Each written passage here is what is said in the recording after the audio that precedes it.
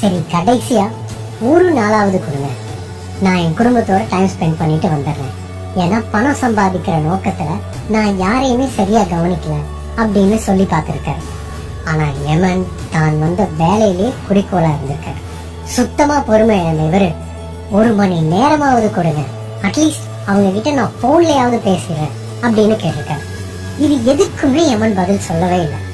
கடைசியா 1 நிமிஷமாவது கிடைக்குமா, நான் என் குடும்பத்துக்கு ஒரு லெட்டர் மட்டும் எழுதிட்டு வந்துடுறேன் அப்படின்னு கேட்டிருக்காரு. சரி, போனா போகுது அப்படின்னு மனசு இறங்கி யமன் சரின்னு தலையாட்டி இருக்காரு.